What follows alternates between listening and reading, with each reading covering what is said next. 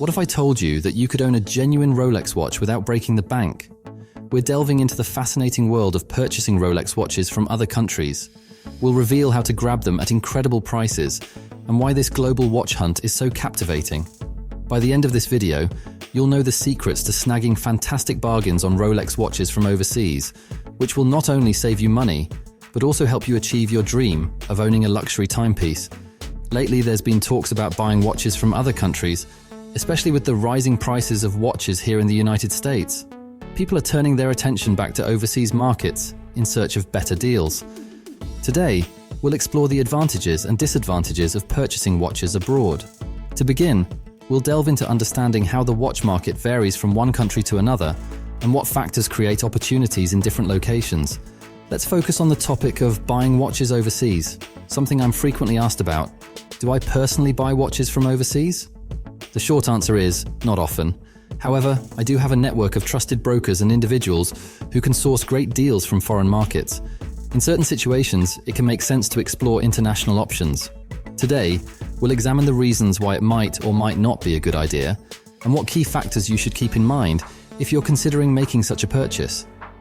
The primary concern when buying a watch overseas is trust and the security of the transaction. This is because not only do you have to navigate customs duties and other potential issues, but you're also sending money to someone who may be a complete stranger in a distant part of the world. If something goes wrong, your recourse to address the problem may be limited. It's essential to understand the risks involved in such transactions. I want to emphasize that it's extremely risky to send money to random individuals or jewelers you haven't met, done business with before, or received recommendations and strong references from, just to save a few bucks on an overseas purchase. Now let's dive into how the watch markets fluctuate between regions like America, Asia, and possibly Europe.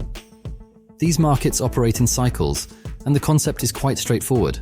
Watches can be considered a global currency because their prices adjust based on the currency strength of the country. Let's illustrate this with an example. Imagine a watch that costs $10,000 in the US, but is currently being sold in Asia for $6,000. This lower price in Asia is due to the favorable exchange rate, which makes it more affordable there. As a result, demand from the US starts shifting towards Asia to take advantage of the lower prices. Jewelers in Asia, sensing this increased demand, respond by raising the prices of their watches to align with the one-to-one exchange rate, effectively stabilizing the price in the US. So if it's $10,000 in the US, it also becomes $10,000 in Asia. Why is this important to understand?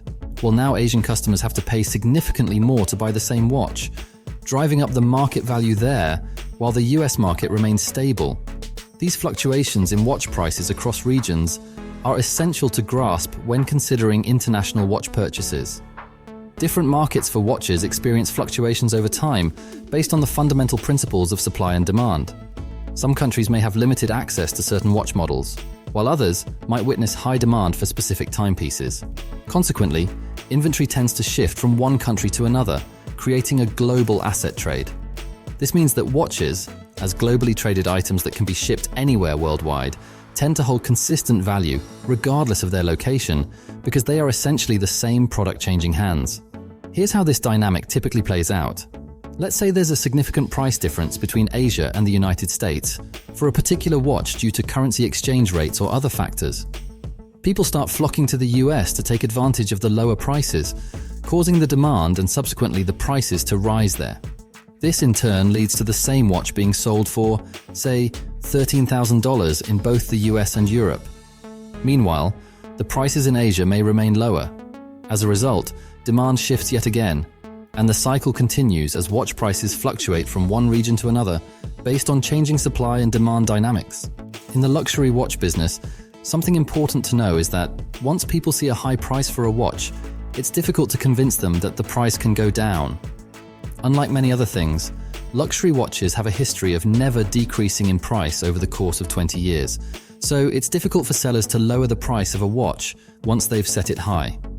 This happens because luxury watches are seen not only as stylish accessories, but also as investments.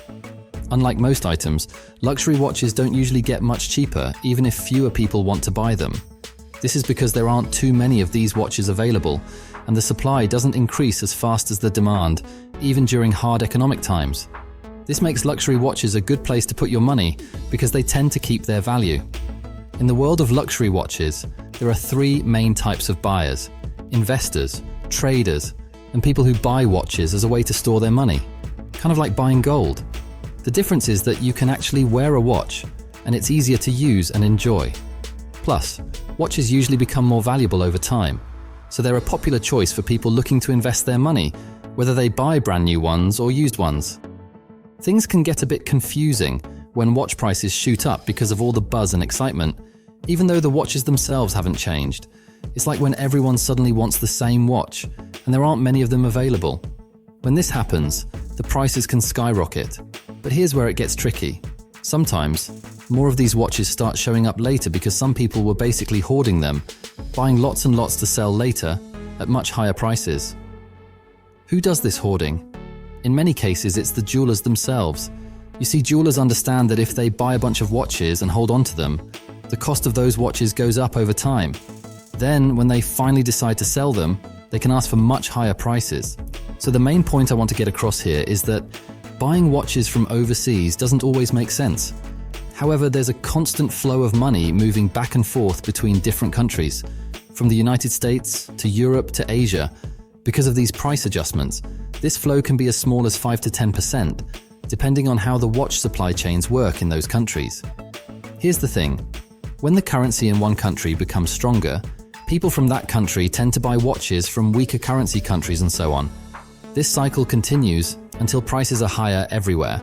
For instance, let's say both Europe and America are selling the same watch for $13,000, even though it's supposed to cost $10,000. Meanwhile, in Asia, it's still selling for $10,000. In this scenario, it often makes sense to buy the watch in Asia and bring it back to Europe or America. This allows the price to go up even further, and you can make a profit. But there's a catch. You must be able to buy the watch safely and bring it back without any extra fees like duties and taxes. If you can't do that, you need to carefully calculate and understand the actual value you'll gain from importing the watch. In the end, what do you think? Do you think it is more convenient and affordable to buy watches overseas? Share your thoughts in the comments section below. As always, thanks for watching, and be sure to like and subscribe to Luxury Focus to stay ahead to all of our latest videos.